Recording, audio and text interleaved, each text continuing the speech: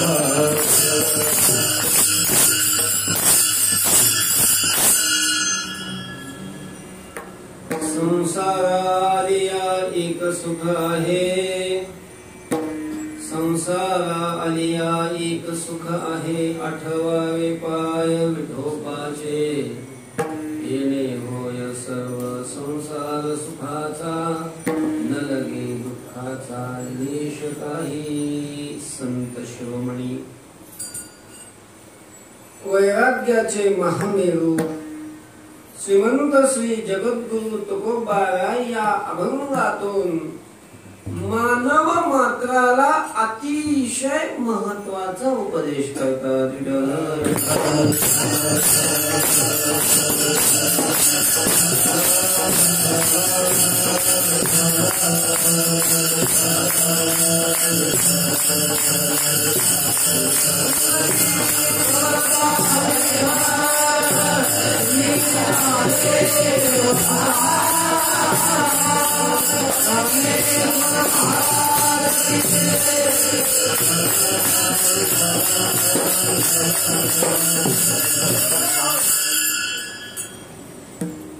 मानवाला उपदेश करणारा अभंग चिंतना करता निवडलेला आहे. उपदेश करतात या शब्दाचा अर्थ सांगतात. काय सांगतात? सांगण्यालाच उपदेश म्हणतात. सांगण्याला उपदेश म्हणत असले तरी कोणत्याही आणि कसल्याही सांगण्याला उपदेश नाहीत म्हणत. तुम्ही एका पोराला सांगितलं, ए बिडी पिटून आणले. काय सांगितलं? बिडी पिटून आणले. बिडी पेटवायला जर तो बिडी पिटून आणायला जर सांगत असेल, सांगितलंच ना त्यांनी, काहीतरी सांगितलंच ना, या सांगण्याला उपदेश म्हणायचं का? त्याला उपदेश म्हणायचं? त्याला उपदेश सांगणं, उपदेशामध्ये सांगणं आहे.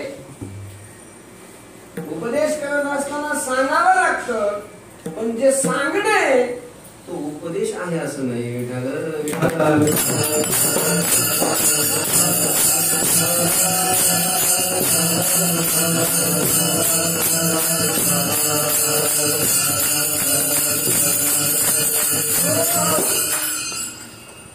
न्यायशास्त्राच्या भाषेतच सांगायचं झालं ना, तर उपदेशाचा आणि सांगण्याचा व्याप्य व्यापक भाव संबंध आहे. जिथं जिथं उपदेशत्व आहे तिथं तिथं कथनत्व आहे, म्हणजे तिथं सांगणं आहे. पण जिथं जिथं सांगणं आहे, जिथं जिथं सांगितलं जातं तिथं तिथं उपदेशच आहे असं नाही. उपदेश नाही असंही नाही, उपदेश आहेच असंही नाही. अर्थात सांगणं हे व्यापक आहे आणि उपदेश हा काय आहे? व्याप्य आहे. जे न्यून देशवृत्ती असतं त्याला व्याप्य म्हणतात आणि जे अधिक देशवृत्ती असतं त्याला काय म्हणतात? व्यापक म्हणतात. सांगणं हे व्यापक आहे. सांगणे हे काय? व्यापक आहे. अभ्यर्थना असेल त्या अभ्यर्थनामध्येही सांगितलं जातं. आज्ञा दिली असेल आज्ञेमध्येही सांगितलं जातं. अनुज्ञा असेल अनुज्ञेमध्येही सांगितलं जातं आणि उपदेशामध्येही सांगितलंच जातं. म्हणजे सांगणं उपदेशामध्येही आहे, सांगणं अनुज्ञेमध्येही आहे, सांगणं आज्ञेमध्येही आहे, सांगणं अभ्यर्थनेमध्येही आहे.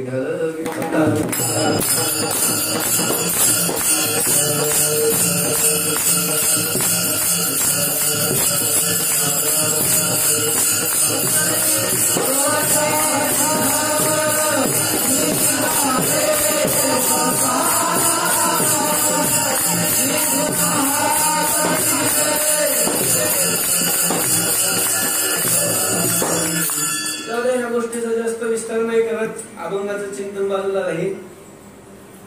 पण उपदेश म्हणजे सरळ सरळ लक्षात घ्यायचं, उपदेशामध्ये सांगणं आहे, पण त्या सांगण्याला उपदेश म्हटलं जातं की जे सांगणं हिताचं असतं आणि जे सांगितलेलं मोठ्याने असतं. म्हणजे मोठ्याने जे सांगितलेलं आहे आणि जे हिताचं सांगितलेलं आहे अशा त्या सांगण्याला काय म्हणतात? उपदेश म्हणतात.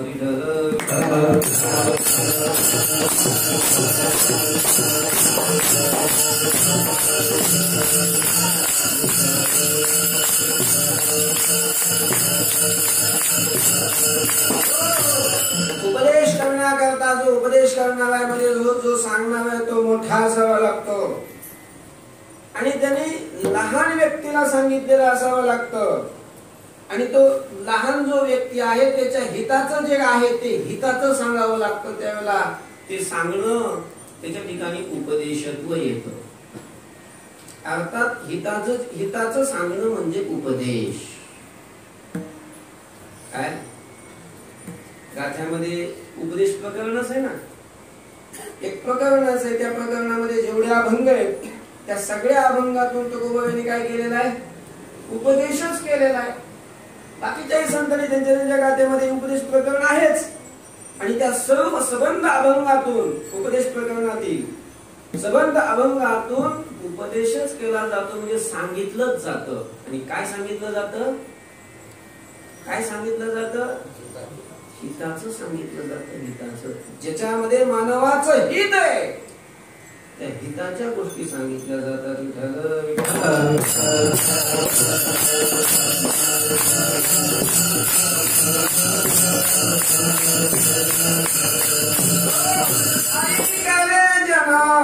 तुझ्या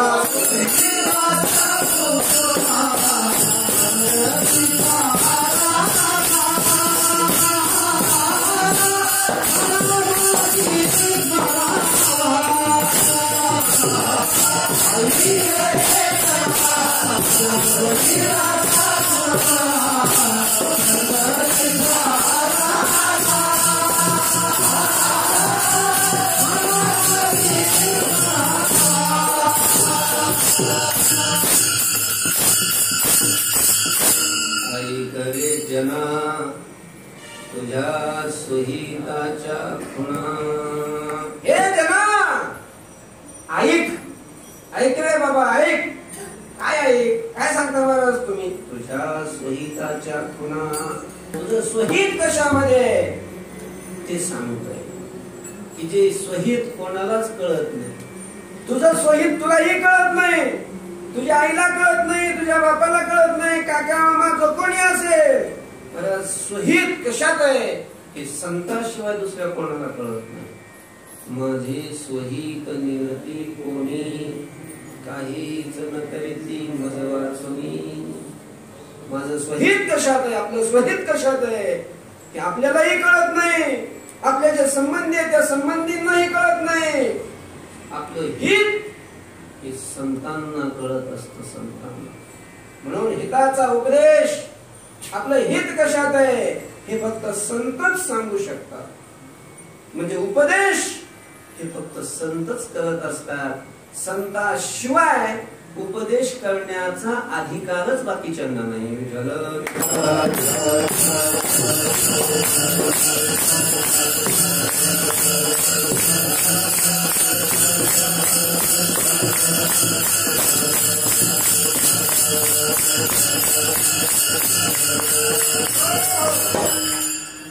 संतांना हित माहिती असतं, त्यांनी स्वतःच हित करून घेतलेलं असतं. ते हित आपण कसं केलं, कोणत्या साधनाने केलं हे ते स्वतः अनुभवलेलं असतं. आणि म्हणून हिताचं स्वरूप आणि हिताचं साधन याविषयी संतच सांगू शकतात. संताशिवाय दुसरं कोणी सांगू शकत नाही. तुकोबाबाई संत आहे, तुकोबाबाईने आपलं स्वतःच हित करून घेतलेलं आहे. आणि म्हणून सबंध मानव मात्राला, सर्व मानव मात्राला तुकोबाबा या अभंगातून त्या मानवाच्या हिताचा उपदेश करतात.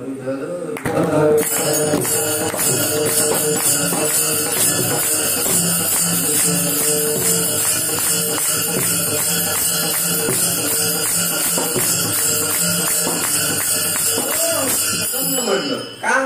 उपदेशात दोन प्रकार असतात ना, साधारण उपदेश आणि असाधारण उपदेश. असाधारण उपदेश म्हणजे ठराविक व्यक्तीला सांगितलेलं असतं, विशिष्ट व्यक्तीला जे सांगितलेलं असतं त्याला असाधारण उपदेश म्हणायचं. आहे शितू अंगा अंगी डोळे उघडी. तुकोबाबाई म्हणतात तू अंगाने परमात्मा आहेस, डोळे उघड, जरा स्वतःला पहा कोण आहे ते ओळख. सांगू लागले तुकोबाबाई, पण हे कोणालाही नाही सांगत. ज्याला दररोज तंबाखूला चुनाच लावावा लागतो, चुनाच चुळीत बसतो, अशा व्यक्तीला जर हा उपदेश केला तर काय उपयोग आहे? उपदेशाचा काही अर्थ नाही त्याला. या उपदेशाचा अधिकारी विशिष्ट अधिकारी आहे, ज्याच्या चित्तातले सर्व दोष गेलेले, पाप गेलेले, विक्षेप गेलेला आहे, विवेक वैराग्य संपन्न जो आहे, समाधी शक्य मुमुक्षत्व या सर्व साधनांनी संपन्न आहे, श्रवण मनन निधिध्यासन ज्यांनी केलेलं आहे, असा जो व्यक्ती आहे, अशा व्यक्ती करता मग हा उपदेश विशिष्ट अधिकाऱ्याकरता उपदेश. सर्व उपदेश सर्वाकरता नसतात, सगळ्याकरता उपदेश नाही असं नाही, पण सगळेच उपदेश हे सगळ्याकरता नसतात. काही उपदेश हे ठराविक व्यक्ती करता असतात आणि काही उपदेश हे सगळ्या करता असतात.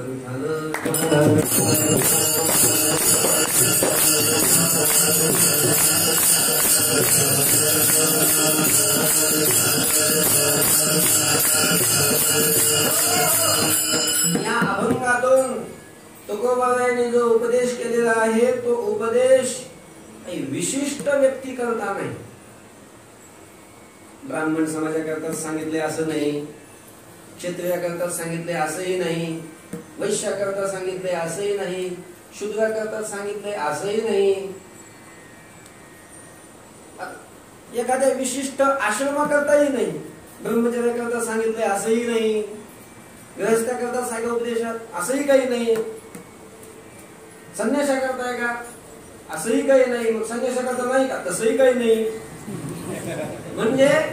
म्हणजे हा जो उपदेश या अभंगामध्ये हा सर्वेशाम आहे, सगळ्या करताय, कोणत्याही जातीतले असा, कोणत्याही आश्रमातले असा, कोणत्याही वर्णाचे, कोणत्याही पंथाचे, कुठल्याही देशातले, कसल्याही वेशातले, कोणतीही भाषा बोला, काही हरकत नाही.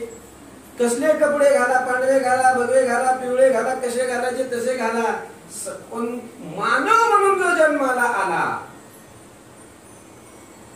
काय मनुष्यत्व जाती ज्याच्या ठिकाणी आहे, अशा संपूर्ण मानव जातीला तुकोबाबांनी या अभंगातून उपदेश केलेला आहे.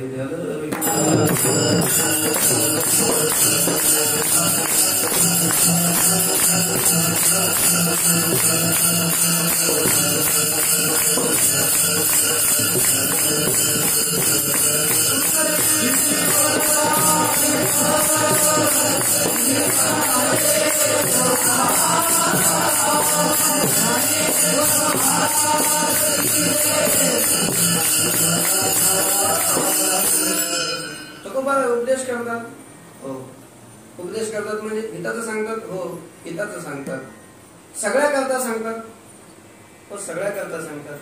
काय सांगतात, काय केलाय तुकोबाबांनी उपदेश, तुकोबाबांनी काय उपदेश केलेला आहे तेच तर अभंगाच्या प्रथम चरणात. संसार संसार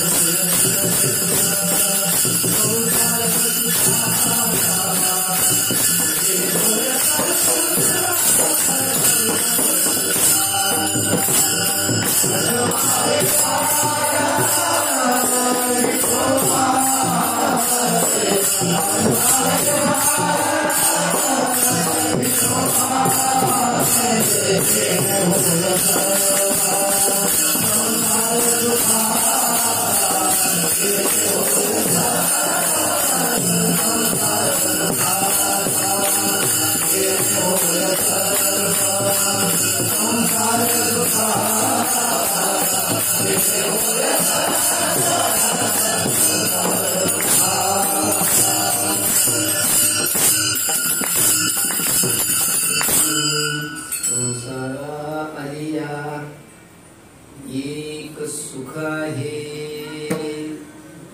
अतिशय महत्वाचा उपदेश तुकोबाराय करू लागलेले आहेत. थोडस कान उघडे करून ऐका. अतिशय महत्वाचा उपदेश आहे. तुकोबाराय म्हणतात, बाबांनो ऐका. काय ऐका? अतिशय महत्वाचं सांगणार आहे मी तुम्हाला. महत्वाचं? हो. काय महत्वाचं आहे? महत्वाचं आहे की संसारात आल्यावर एक इथं सुख आहे. संसारात आलिया एक सुख आहे. संसारात आल्यानंतर सुख आहे अशा प्रकारचं विधान करून तुकोबारायांनी लोकांना सांगितलं. इतर अभंगामध्ये जी भाषा असती सांगण्याची, जी पद्धत असते तुकोबारायांची असेल किंवा अजून कोणत्याही संतांची असेल किंवा शास्त्राची असेल, ती थोडीशी बदल आहे. बदल काय आहे की इतर अनेक ठिकाणी या संसाराचं वर्णन करत असताना, या संसाराविषयी बोलत असताना संसारात सुख असं वर्णन नाही केलं. मग संसारात दुःख आहे असं वर्णन आहे.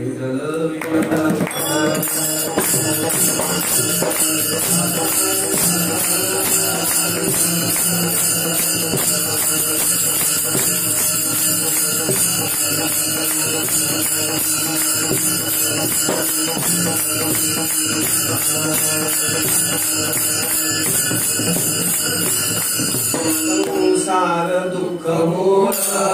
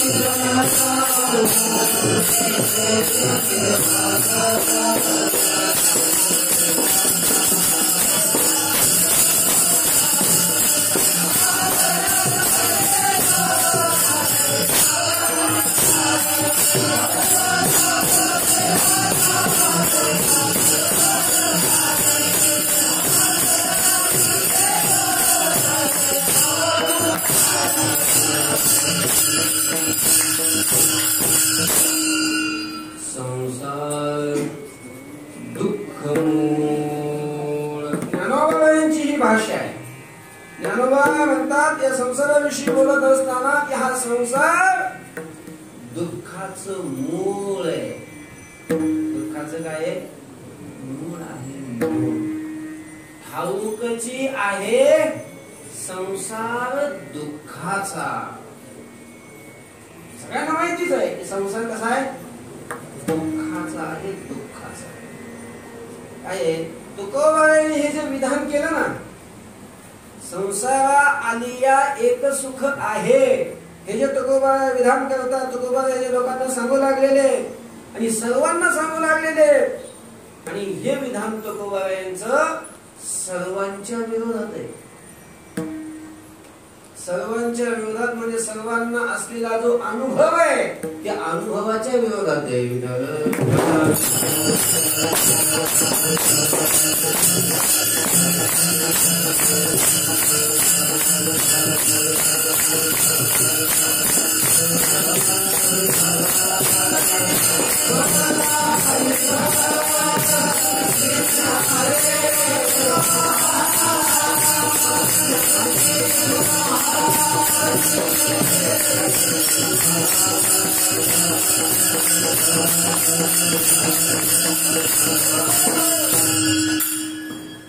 कसं काय सर्वांच्या विरोधात आहे?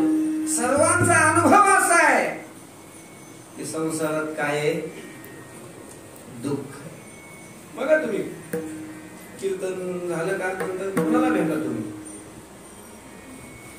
काय जे लयच चांगला ज्यांनी जोमात संसार केला त्यांना सुद्धा भेटा तुम्ही. त्यांच्याजवळ थोडं बसा, विचारा का हो काय अनुभव तुम्हाला संसारात आतापर्यंत?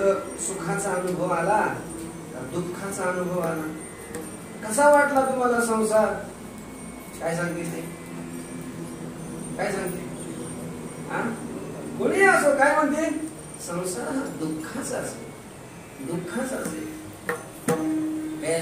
असं कीर्तनात नाही कोणी, असं कधी एखाद्या वेळेला असं बाहेर कोणी असं भेटले ना, खूप दिवसांनी लोक भेटले, मग म्हणत असलो तुम्ही फार भाग्यवान आहे. काय फार भाग्यवान आहे की तुम्ही याच्यात पडले नाही, तुम्ही याच्यात पडले नाही. आता तो म्हणत असतो की तुम्ही भाग्यवान आहे, तुम्ही याच्यात पडले नाही. त्याचा म्हणण्याचा भाव काय असतो? कशासाठी भाग्यवान म्हणतो? की त्याच्यात संसारात सुख आहे म्हणून. तो संसारात असतो आणि संसारात तो पावला पावली दुःखाचा अनुभव घेतो, दुःख अनुभवतो आणि म्हणून त्याला वाटतं की आपण उगाच याच्यात आलो. जे या संसारात पडले नाही, या संसारात आले नाही, ते कसे सुखी आहे. विठ्ठल विठ्ठल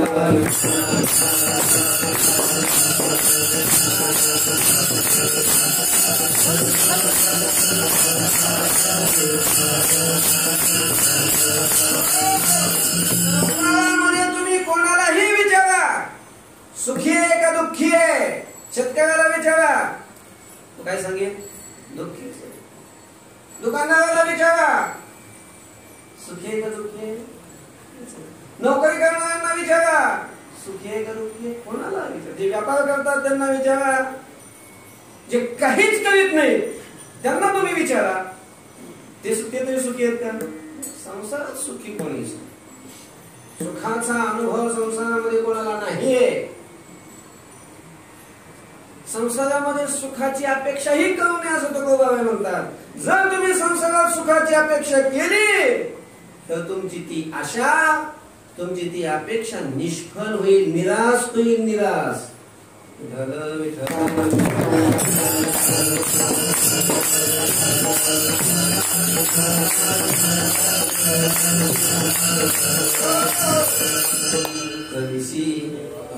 देवाविहीन आस अवघी होईल निराश. बाबा जर देवा वाचून जर तू संसारामध्ये कोणत्या एखाद्या वस्तूची आशा केली आणि त्यापासून आपण सुखी होऊ असं जर तू मानत असेल तर नाही शक्य. अवघी होईल निराश.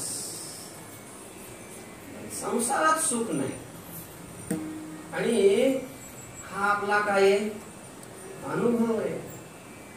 आपला अनुभव आहे की नाही? कोणी असो, संसार म्हणजे सगळे आपण संसारातच आहे. लग्न केलेले ते संसारातच आहे, ज्यांनी लग्न नाही केले ते सुद्धा काय आहेत? संसारीच आहे. सगळे जे देहाला आले ते सगळे संसारी आहेत.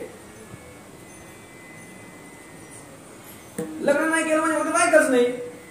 कपडे घालावेच लागतात, 3 टाइम खावंच लागतं.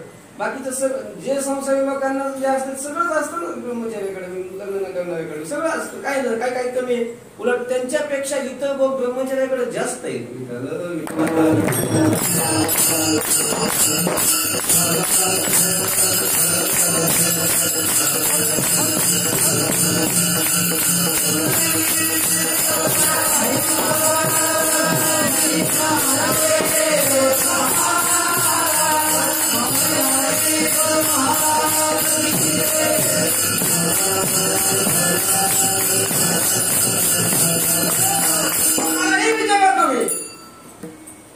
सगळे आपला अनुभव सांगत असताना एकमुखानं सांगतील की आम्ही काय दुःखीच आहे, सुखी नाही. सुखाच्या अपेक्षेनं संसार करतात. अजून एक लक्षात घ्या, काय संसारामध्ये जी मलमल चाललेली असते, संसारात जो घुसलेला असतो, संसारातून तोंड खूपच केलं बाजूला काढत नाही, ती कशासाठी याच्यातून सुख मिळेल या अपेक्षेनंच घुसतो त्याच्यामध्ये. संसारात उडी सुखासाठीच मारतो, पण सुख अजून कोणालाच भेटलं नाही. संसारात भेटलं नाही. संसारात सुख आहे असा आजपर्यंत कोणाला अनुभव आला नाही. सगळ्याचा अनुभव हाच आहे की संसारात काय आहे, दुःख आहे. आणि तुकोबारायांचं विधान हे सर्वांच्या विरोधात बोलतंय. विरोधात सांगू लागलेले हे विधान तुकोबारायांचं विधान म्हणतंय की संसारात सुख आहे, संसारा आलिया एक सुख आहे. अनुभवाच्या विरोधात असे ना का आपला अनुभव शहाणा असतो असं नाही, कारण सगळे आपण भ्रांतच आहे. भ्रांत झाल्यामुळे तर जीवपणाला प्राप्त झालो. त्याच्यामुळे आपल्या अनुभवाला एवढी किंमत नाही जशी संतांच्या अनुभवाला किंमत आहे. तसं आपण सगळे काय भ्रमिष्ठ आहे, भ्रम झालेला आहे आपल्याला, आणि भ्रम झाल्यामुळेच आपण जीवपणाला प्राप्त झालेलो आहे. तसं परमात्मा आणि आपण आपल्यामध्ये काही अंतर नाही. तो सच्चिदानंद आहे, आपण सच्चिदानंद आहोत. तो व्यापक आहे, आपणही व्यापक आहोत. त्याच्यातून आपल्यात काहीच कमी नाही ना. तो परिपूर्ण आहे, आपण परिपूर्ण आहोत. पण आपण अंगाने परिपूर्ण असताना, आपण व्यापक असताना, आपण स्वतंत्र असताना, आपण सच्चित आनंद रूप असताना, आपलं स्वरूप आनंद रूप असताना आपल्याला एवढ्या आनंदासाठी कुत्र्यासारख्या विषयाच्या पाठीमागून गोंडागोळीत पळावं लागतं. कशामुळे वेळ आली, कशामुळे आपण आनंद स्वरूप आहोत. आनंद हेच आपलं स्वरूप आहे, आणि आनंद हेच आपलं स्वरूप असताना एवढ्या आनंदासाठी दुसऱ्याकडे जावं लागतं. ही वेळ कशामुळे आली? ही वेळ याच्याच मुळे आली की आपण आपल्या स्वरूपाला विसरलो. आपण आपल्या स्वरूपाविषयी भ्रांत झालो. आपल्या स्वरूपाची ओळख आपल्याला नाही. आपण आपल्या स्वरूपाविषयी भ्रांत आहोत. आपल्याला भ्रम झालेला आहे. आपण सच्चिदानंद स्वरूप असताना, आपण आपलं स्वरूप व्यापक असताना, आपलं स्वरूप हे परिपूर्ण असताना, अपूर्ण असलेलं जे शरीर, परिच्छिन्न असलेलं जे शरीर, जन्म विनाशमान असलेलं जे शरीर, त्या शरीराला आपण आपलं स्वरूप म्हणायला हा आपला भ्रम आहे. आणि भ्रमामुळे आपण जीवपणाला प्राप्त झालो. त्याच्यामुळं जर भ्रमामुळे जर जीवपणाला प्राप्त झालेलो असू, म्हणजे जीवपणाचं कारण जर भ्रम असेल, तर त्या जीवाला आलेला अनुभव शहाणापासून सगळा भ्रमच आहे. सगळा काय भ्रमच आहे. म्हणून जीवाच्या अनुभवाचा एवढा विचार करण्याची काही गरज नाही. आहे आपल्याला अनुभव. संसार कसा आहे, दुःखाचा आहे. पण आपल्या अनुभवाला एवढी किंमत नसते. संतांचा अनुभव सांगा. सुखाचा विचार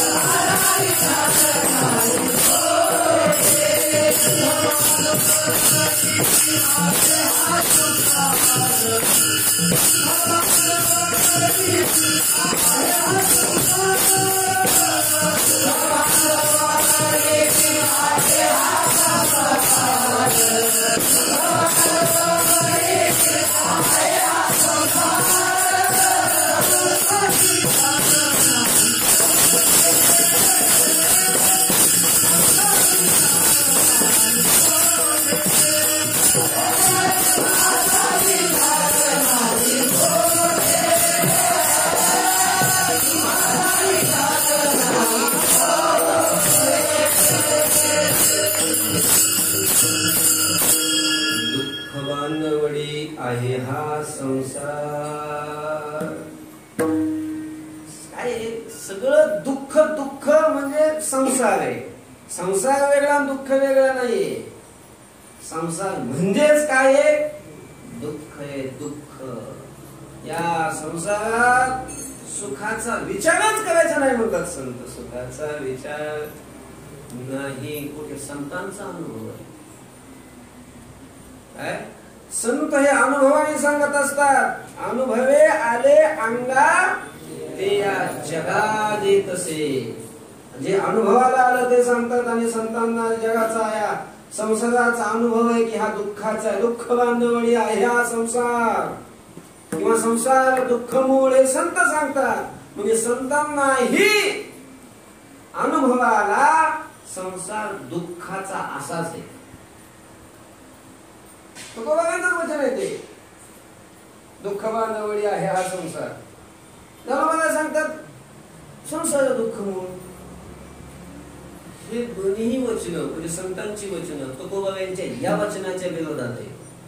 सर्वांचा अनुभव तुकोबा यांच्या त्या वचनाच्या विरोधात आहे.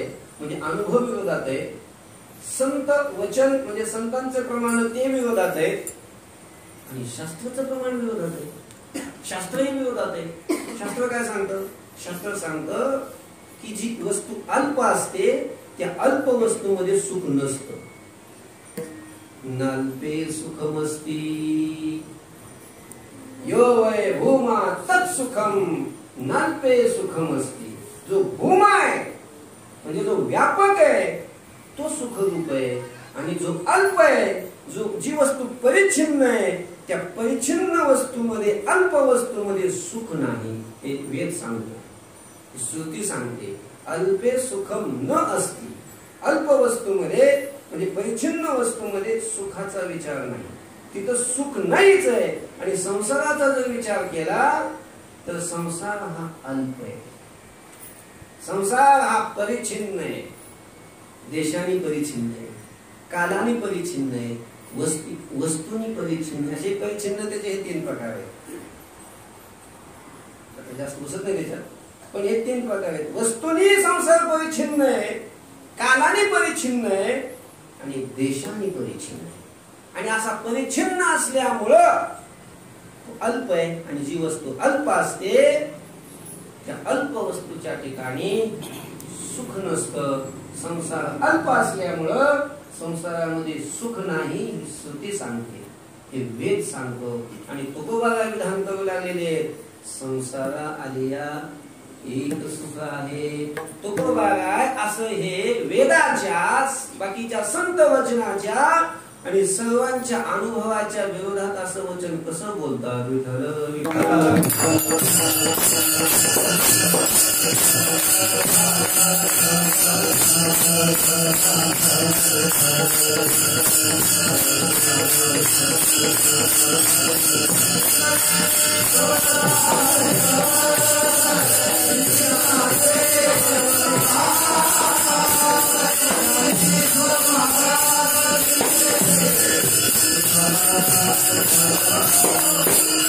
अशी शंका आहे. या सर्वांच्या विरोधात तुकोबा असं विधान कसं करतात? तर त्याचं उत्तर असं आहे की हे तुकोबांचं विधान आपल्या अनुभवाच्या विरोधात नाही. बाकीचे जे संत वचन आहे त्या संत वचनाच्याही विरोधात नाही. आणि श्रुती वचनाच्याही तुकोबांचं हे विधान विरोधात नाही. सरळ सरळ वाटतं की तुकोबा म्हणत नाही त्या संसारात सुख आहे.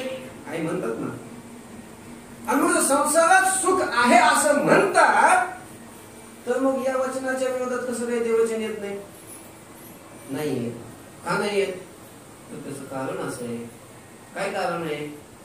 त्याचं कारण असं आहे की तुकोबारायांनी नुसतं संसारात सुख आहे एवढंच म्हटलंय असं नाही. मग तिथे एक विशेषण वापरले.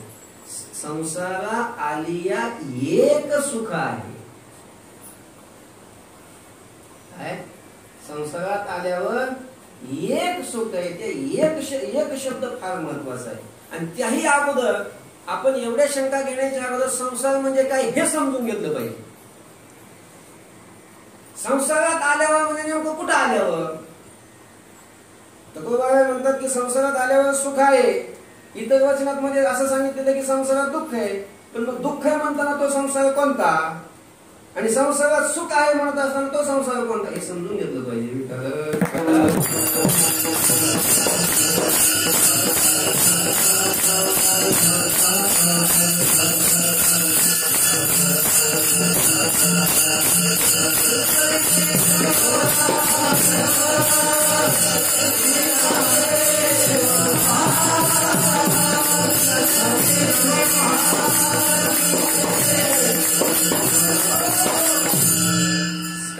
संसार शब्द संत वाङ्मयामध्ये शास्त्रामध्ये वेगवेगळ्या अर्थाने येतो.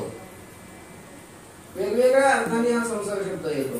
कधी संत अज्ञानाला संसार म्हणतात, कधी संत जन्म मरणाला संसार म्हणतात. पुनरपि जननम पुनरपि मरणम पुनरपि जननी जठरे शयनम इह संसारे खलु दुस्सारे. इह संसार हा संसार आहे. पुन्हा पुन्हा जन्माला येणं, पुन्हा पुन्हा मरणं, पुन्हा गर्भामध्ये जाणं, हे गर्भवासाचं दुःख भोगणं, पुन्हा जन्माचं दुःख भोगणं, पुन्हा मृत्यूचं दुःख, हे यालाच काय म्हटलेलं आहे संसार. आणि ह्या सगळ्याचं कारण असणारं जे अज्ञान, त्या अज्ञानाला सुद्धा काय म्हणतात संसार. काही ठिकाणी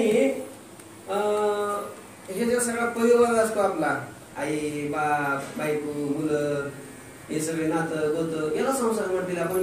त्याला संसार म्हणतो ना, त्यावेळी ते संसारी नाही, ती परमार्थिक आहे. आम्ही संसारी माणसं संसार तिथे त्यावेळेला संसार शब्दाचा अर्थ काय असतो? काय असतो संसार शब्दाचा अर्थ तिथं?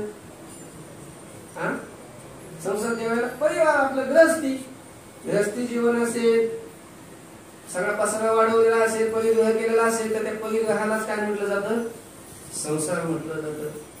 काही ठिकाणी नरदेहाला संसार म्हणतात.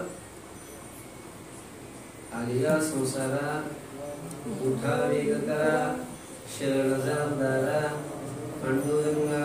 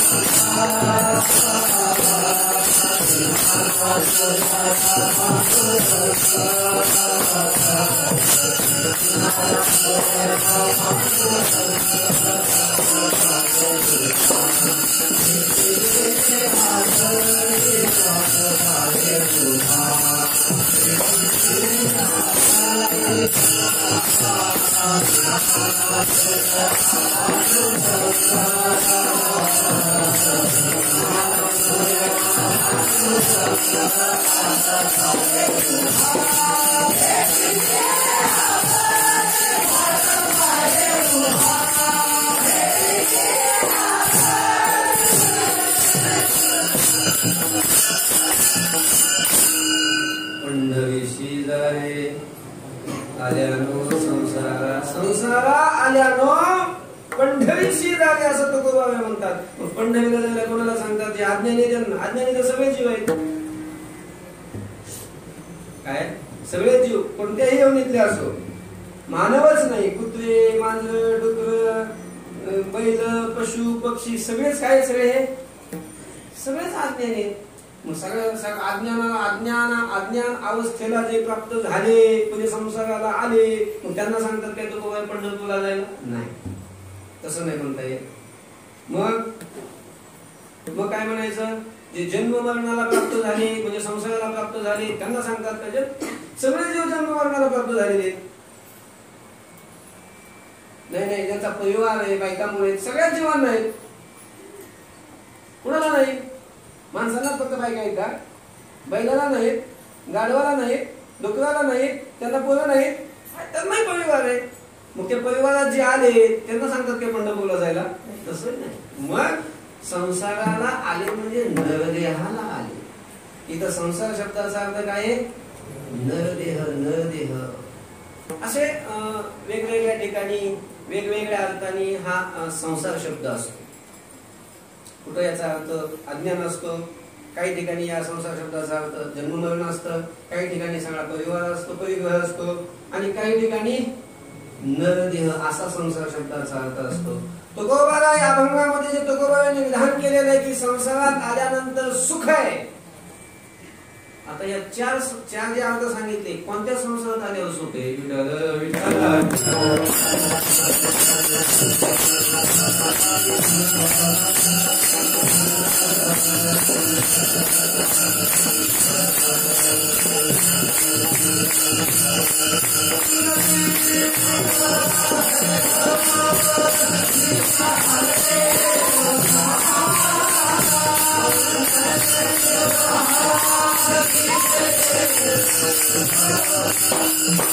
ज्यांनी लग्न केलं म्हणजे परिवार वाढवला, खूप परिग्रह केला, सगळ्या वस्तू मिळवल्या, संपत्ती मिळवली, सत्ता मिळवली, हा परिग्रह संसारच आहे. या संसारात आल्यावर सुख आहे का? आहे सुख? जे या संसारात आहे त्यांना विचारा, आहे सुख? आहे याच्यात सुख? नाही. म्हणजे याच्यात आपला अनुभवच आहे. जन्म मरण रूपी जो संसार आहे, त्या जन्म मरण रूपी संसारात सुख आहे का? आहे. जन्माच्या वेळेला सुख आहे का? मृत्यूच्या वेळेला सुख आहे का? बुद्धीला होते का मरायच्या वेळेला? या शास्त्रामध्ये दुःखाचं जे वर्णन आहे ना, हे कुणीतरी अपमान केला, शेजारीने त्रास दिला, रोग झाला, अमक झालं, तमक झालं, या दुःखाचं वर्णन शास्त्रामध्ये नाहीच आहे. शास्त्रामध्ये ज्या दुःखाचं वर्णन आहे ते दुःख म्हणजे कोणतं आहे? जन्माचं दुःख आणि मृत्यूचं दुःख. जन्माच्या वेळेला सुख नाही आणि मृत्यूच्या वेळेला हे सुख नाही. जन्माच्याही आणि मृत्यूच्याही वेळी भयान दुःख असतं, भयान. मृत्यूच्या वेळेला तर दुःख असतंच. मरायला गेल्या माणसाने पाहिल्यानंतर कळतं कशी त्याची स्थिती होती. दुःख आहेच, पण जन्माच्याही वेळेला काही सुख आहे असं नाही. भयान दुःख असतं.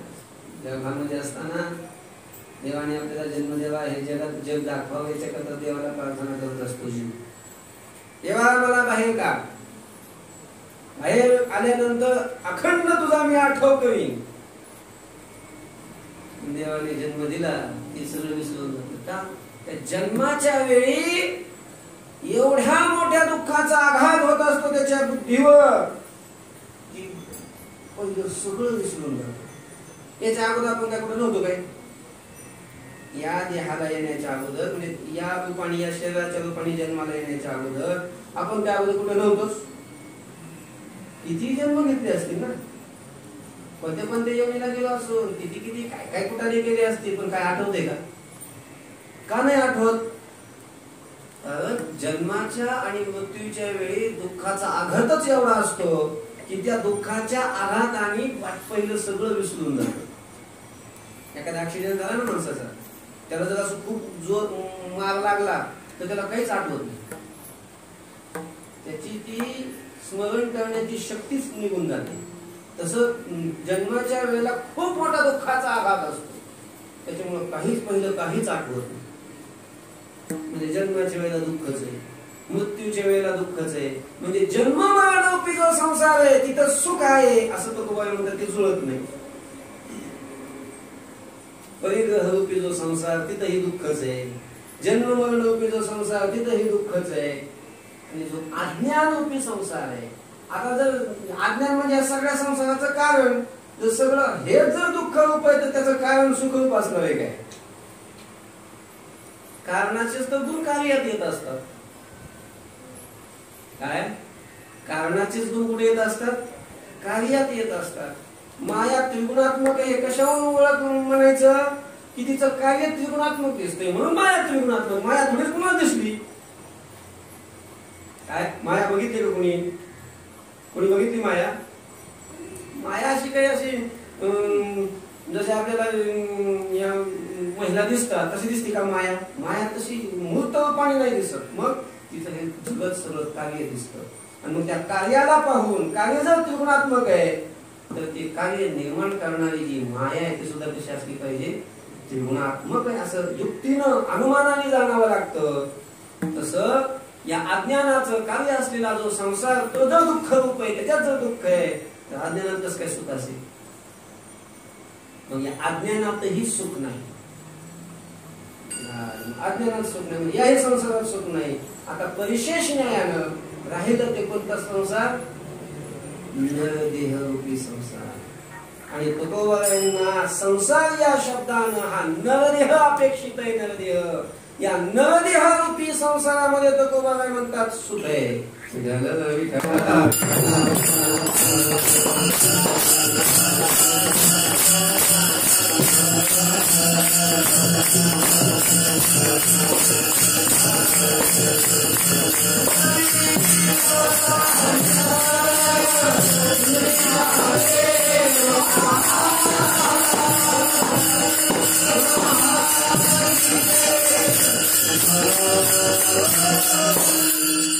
नरदेहरूपी संसारामध्ये सुख आहे. हा म्हणजे नरदेहात आल्यावर सुख आहे. हो आहे.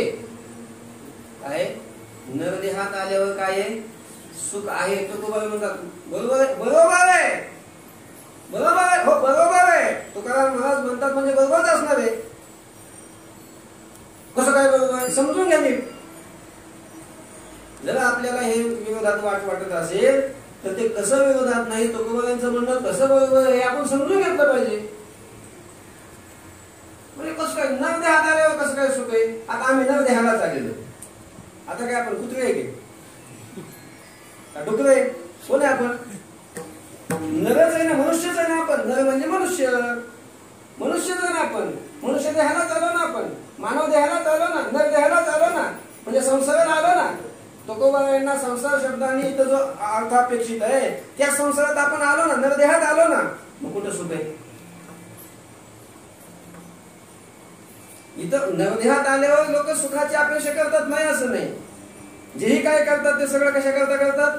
सुखा करताच करतात. लग्न कशा करता करतात? सुखा करतात. मुलं व्हावे वाटतात त्यासाठी, व्हावे वाटतात सुखासाठी. जमीन विकत घेतात कशासाठी? सुखासाठी. सगळं जे काय करतात सुखासाठीच करतात, पण सुख अनुभवालाच येत नाही. म्हणजे नरदेहात सुद्धा आम्ही नरदेहातच आहोत आणि नरदेहात आम्हाला सुख अनुभवाला येत नाही. तर मग तुकोबाराय म्हणतात की नरदेहात सुख आहे. बरं ठीक आहे, असू द्या, आम्हाला तर अनुभवाला येत नाही नरदेहात सुख.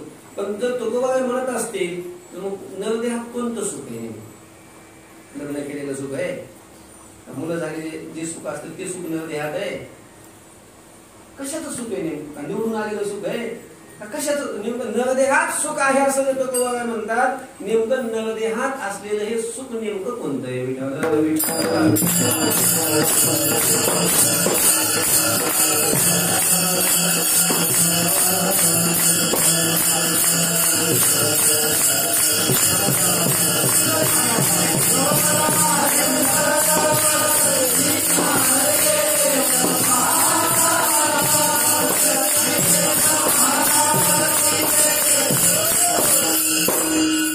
त्याच्यासाठी तुकोबारायांनी एक शब्द घातलेला एक. असं कोणतं सुख आहे असं नाही. लग्न केलेलं सुख तर बाकीच्या योनीमध्ये आहे, संतती झालेलं सुख तर बाकीच्या पशुपक्षाच्या योनीमध्ये आहे. त्याला काय सुख म्हणतात काय? तिथं दुःखातच गण नाही त्याची. मग एक सुख आहे म्हणजे नेमकं कोणतं? या नरदेहरूपी संसारात आल्यानंतर तुकोबाराय म्हणतात सुख आहे. मग या नरदेहरूपी संसारामध्ये सुख नेमकं आहे कोणतं? तर ते सुख तुकोबाराय सांगतात 8वे पाय.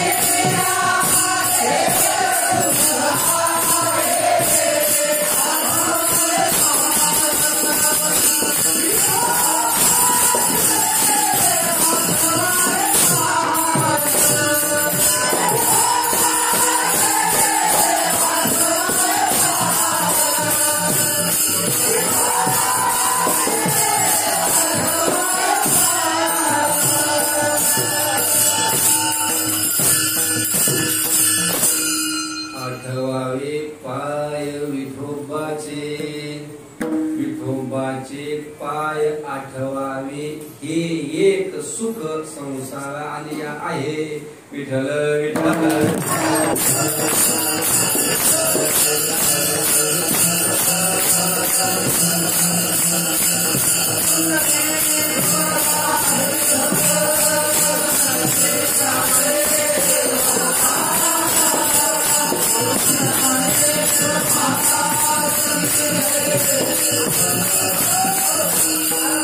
विठोबाचे चरण आठवण्याचं जे सुख आहे, विठोबाचं नामस्मरण करण्याचं जे सुख आहे, विठोबाचं भजन करण्याचं जे सुख आहे, भजनामध्ये जो आनंद आहे, देवाच्या स्मरणामध्ये जो आनंद आहे, देवाच्या कीर्तनामध्ये जो आनंद आहे, आणि इतर कुठं नाही, तो याच संसारात आहे.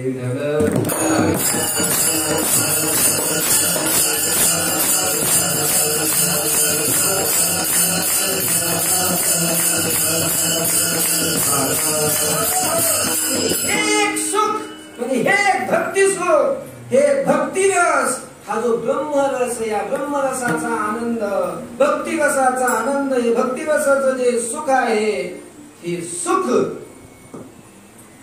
इथंच आहे, संसाराला आल्यावरच आहे. जे संसाराला आलेच नाही, जे मुक्त झाले, त्या मुक्त झालेल्यांना सुद्धा हे सुख नाही, भजनाचं सुख त्यांना नाही.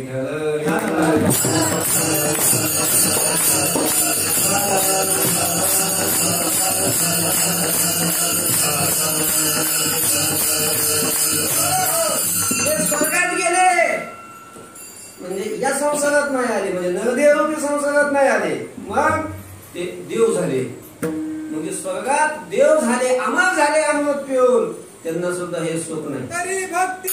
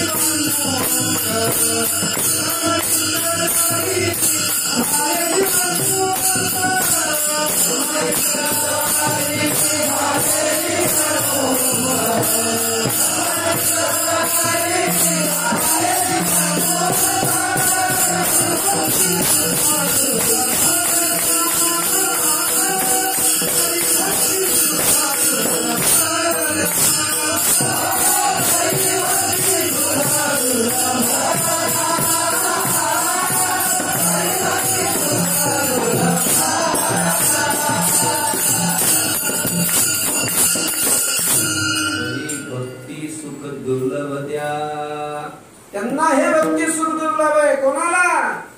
ब्रह्मनिष्ठ जरी झाले, जीवनमुक्त, जे ब्रह्मनिष्ठ झाले, ब्रह्म स्वरूपामध्ये जे स्थिर झाले, ज्यांना ब्रह्मभाव प्राप्त झाला, जीवनमुक्त झाले, जिवंत असताना जे मुक्ती ज्यांनी प्राप्त केली, अशा ही जीवनमुक्ताला सुद्धा हे सुख, ते सुख या नरदेहामध्ये आपल्या या मानवाला मिळवता येतं, आपण मिळवू शकतो. ते सुख म्हणजे विठोबाचे पाय आठवण्याचं सुख, विठोबाचं चिंतन करण्याचं सुख. स्वर्गातल्या देवाधिकांना नाही. त्याने जर असं एखादा कोणी विठ्ठलाचं चिंतन करायला लागला, स्मरण करायला लागला, भजन करायला लागला, आणि तो त्या भजनाचा आनंद जर उपभोगायला लागला, आणि ते स्वर्गातल्या देवाने जर पाहिलं, तर त्यांना असं वाटतं की आपण इथं कशाला आलो, स्वर्गात कशाला आलो असं. आपण या स्वर्ग सोडावा, आणि मृत्यू लोकामध्ये मानव रूपाने जन्माला जावं. स्वर्गीचे आम्हाला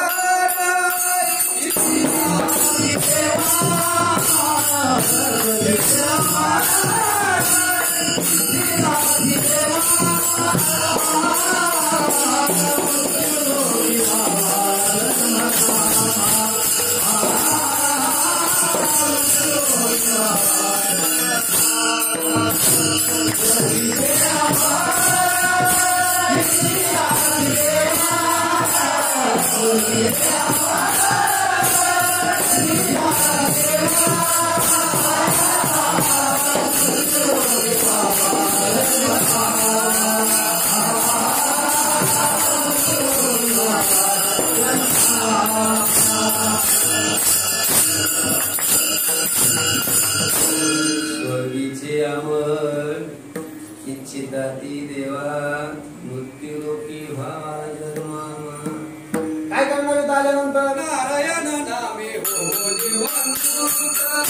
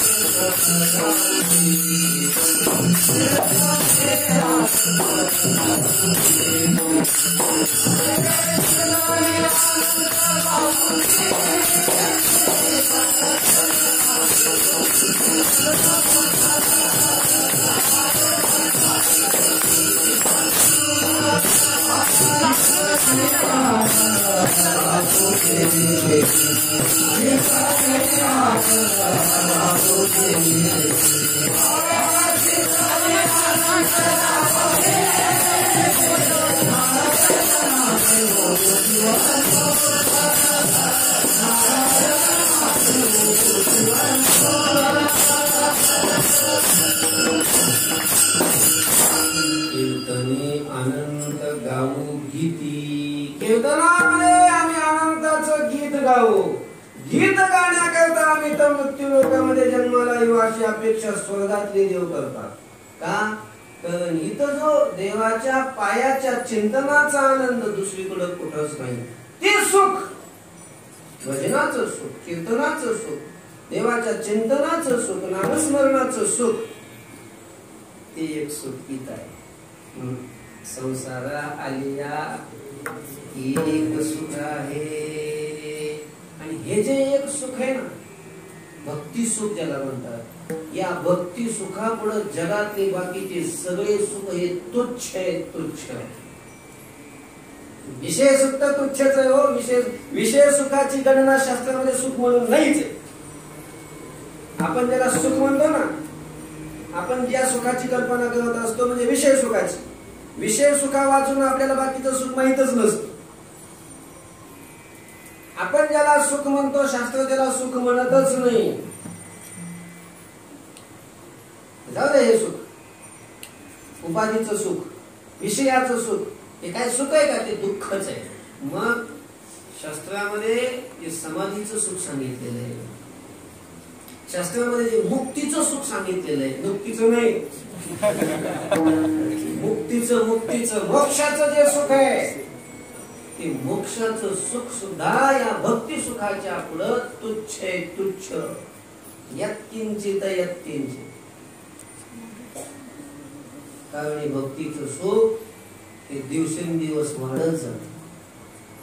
प्रतिक्षण वर्धमानम अविच्छिन्नम सूक्ष्मतरम अनुभव रूपम असं हे सुख आहे.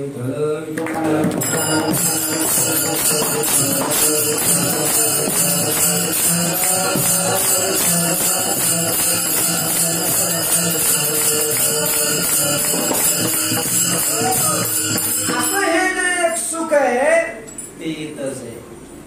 हे म्हणजे कोणतं? आठवावे पाय विठोबाचे पाय आठवण्याचं सुख. मला सांगा, आता हे सुख जर आता कुत्र्याने मिळवायचं ठरवलं, त्यांना मिळवता येईल हे सुख. आता आपण देवाचं भजन करतो, देवाचं स्मरण करतो, देवाचे जीवन आठवतो, देवाचं स्वरूप आठवतो. कुत्र्याला आठवता येतं? कुत्र्याला भजन करता येतं? कुत्रे भजन करत असतात. कुत्रे भजन करत असतात? कुत्रे भजन नाही करत. येतात तरी भजनाला कीर्तन लगेच येतात.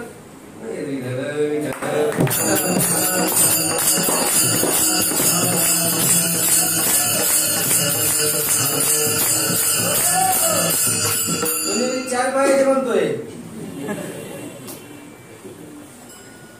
4 पायाचे 2 पायाचे येणार तर 4 पायाचे कसे काय येतील? कुत्र्यांना भजन करता येत नाही. पण मानव सोडून इतर कोणालाही भजनाचा अधिकार नाही किंवा त्यांना भजन करता येत नाही. हे सुख फक्त या मानव देहामध्ये प्राप्त करता येतं. म्हणून तुकोबाई म्हणतात विठोबाचे पाय आठवावे हे एक सुख संसारा आलिया आहे. संसारामध्ये मानव देहाला आल्यावर आणि हे सुख ज्याने अनुभवलं म्हणजे विठोबाचे पाय आठवले की त्या विठोबाचे पाय आठवल्यानंतर त्याचा परिणाम काय होतो, विठोबाचे पाय आठवल्याने सुख कसं प्राप्त होतं त्याचा परिणाम अभंगाच्या 2ऱ्या चरणामध्ये सांगतो. येणे होय संसार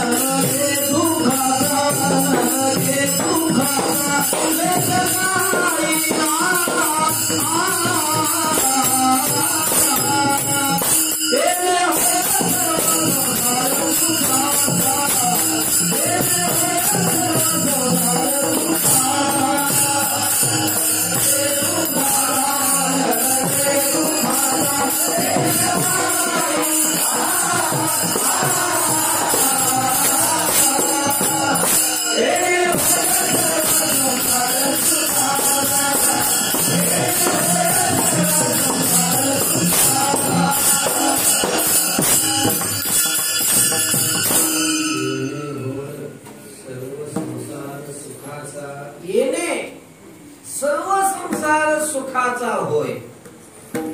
येणे म्हणजे कशाने, वरच्या चरणाचा अर्थ विठोबाचे पाय आठवावे. विठोबाचे पाय आठवले की या विठोबाच्या पायाच्या आठवणी म्हणजे येणे काय होतं, सर्व संसार सुखाचा, सगळा संसार सुखाचा. अवघेची त्रैलोक्य आनंदाचे आता कशाने, चरणी जगन्नाथ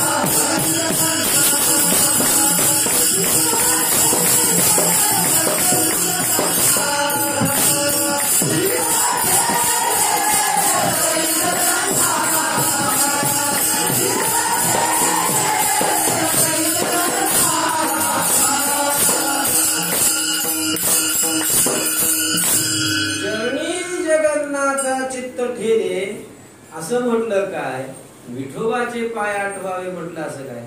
विठोबाचे पाय आठवत असताना काय करायचं असतं, चरणाला चित्तात आणायचं असतं आणि कधी कधी चित्त चरणाजवळ ठेवायचं असतं. चित्त चरणाजवळ ठेवलं काय आणि चरणाला चित्तात आणलं काही सारखंच आहे, संबंधच होणार आहे ना चित्ताचा चरणाचा.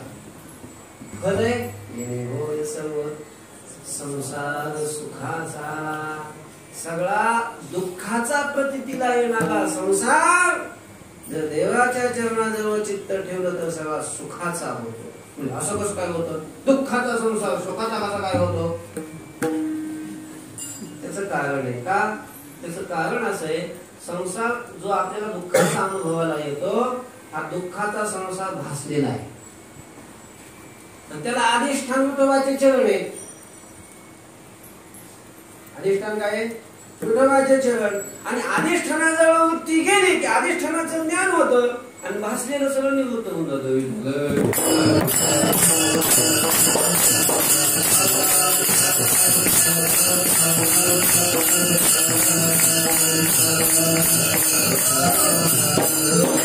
सर्प भासला, काय भासला? दोरीवर सर्प भासला, घाबरतो मनुष्य, भीती वाटते, मोठ्यानं ओरडतो, कोणीतरी येतो मग देव घेऊन किंवा बॅटरी घेऊन, बॅटरी लावली मग दोरी दिसली, दोरी घेऊन हात घेऊन उचलली, अरे सर्प नाही, काय आहे? दोरी आहे. काय आहे? दोरी आहे. अगोदर काय दिसला होता? तर कुठं दिसला होता? दोरीवर. आता साप राहिला का? नाही.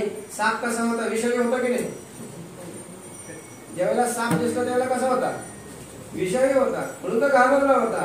पण आता दोरी दिसल्यावर त्याच विषयी नाही राहिलं, तो सापही नाही राहिला, त्याचं काहीच नाही राहिलं. आता दिसते काय समोर? दोरी. तसं जो सगळा दुःखाचा संसार होता हा भासलेला आहे, तो परमात्मेच्या स्वरूपावर भासलेला आहे. त्याच्या स्वरूपाजवळ वृत्ती नेली, त्याच्या चरणाजवळ वृत्ती नेली की अधिष्ठानाचं ज्ञान झालं. आणि अधिष्ठानाचं ज्ञान झालं की जिकडं तिकडं सगळं अधिष्ठानच दिसतं. अधिष्ठान ते आनंद रूप आहे. अधिष्ठान कसं आहे? म्हणजे परमात्मा कसा आहे? आनंद रूप आहे. त्याच्यामुळं पुन्हा संसाराकडे पाहिल्यानंतर पुन्हा तो संसार दिसतच नाही, म्हणजे दुःख दिसतच नाही. तिकडे तिकडे अधिष्ठानाचा आनंदच दिसतो. होय सर्व संसार सुखाचा, दुःख थोडं पाहत न लगे दुःखाचा लेश काही, दुःखाचा लेश सुद्धा कसलं दुःख राहत नाही. शोक दुःख राहत नाही, ताप दुःख राहत नाही. त्या ताप दुःखामध्ये आदिभौतिक, आदिदैविक, आध्यात्मिक कोणतंच दुःखाचा लेश सुद्धा, एवढं किंचित मात्र सुद्धा दुःख राहत नाही. पण कुणाला राहत नाही? येथील तयासी सोपे आहे सुख, बोलेले मुखे नारायण. जे स्मरण करतील, स्मरण करून जे देवाचं नाम घेतील आणि नाम घेणाऱ्याला ते सुख, म्हणजे सर्व सुख हे सुख आहे. असं मी नाही सांगत म्हणतो तुकोबाराय, असं कोण बोललेलं आहे? बोलेले मुखे नारायण. असं नारायणाने आपल्या मुखाने बोलून दाखवलेलं आहे गीतेमध्ये. अनन्य चेतः सततम यो मां स्मरति नित्यशः तस्याहं सुलभ पार्थ नित्ययुक्तस्य योगिनः.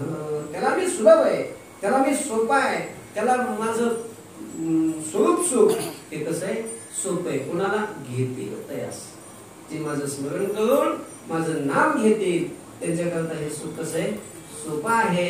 अशा प्रकारचा सुखाच्या प्राप्तीचा उपाय परमात्म्याने सांगितला. सांगितली सोय करुणा सागरे तुम्हा काहू बरे न वाटे ते तुकोबाराय म्हणतात. करुणेचा सागर असलेला परमात्मा त्यांनी एवढा सुखाच्या प्राप्तीचा सोपा उपाय सांगितलेला असताना तुम्हाला तो का बरं आवडत नाही? तुम्हाला तो का बरं पटत नाही? म्हणजे तुम्ही त्या वाटेने का बरं चालत नाही? का बरं तुम्ही नाम घेत नाही? सांगा ना. तुम्हा का न बरे वाटे ते तुम्हाला तो रस्ता, तो मार्ग नामस्मरणाचा सुखाच्या प्राप्ती करता का बरं बरा वाटत नाही? तुम्हाला का आवडत नाही? तुम्ही त्या वाटेने का चालत नाही? तुम्ही का नाम घेत नाही? अहो, करुणेचा सागर आहे. करुणेचा सागर असलेला परमात्मा त्यांनी हा मार्ग सांगितलेला आहे. तुम्ही सुद्धा या वाटेने चाला, भगवंताचं नाम घ्या. आणि हा मार्ग, हा सगळ्यात सोपा मार्ग परमात्म्याने कोणाकरता सांगितलेला आहे? शेवटच्या चरणामध्ये तुका म्हणे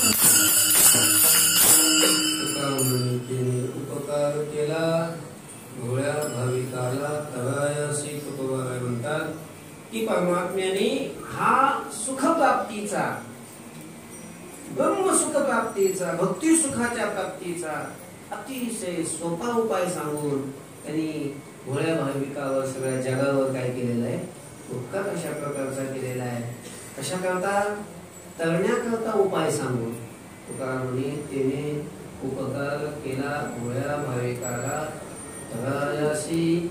हा उपाय जर केला त्यांनी सांगितलेला, येणे होय सर्व संसार सुखाचा न लगे दुःखाचा देश काही. झालेली सेवा आणि हरीश परमात्म्याच्या चरणी उभय बाबांच्या चरणी समर्पित करून सेवेला पूर्ण विराम देऊया. तरी निवडते पुरते अधिपते सरते करून घ्यावे तुमते विनवितो असे ज्ञानेश्वर.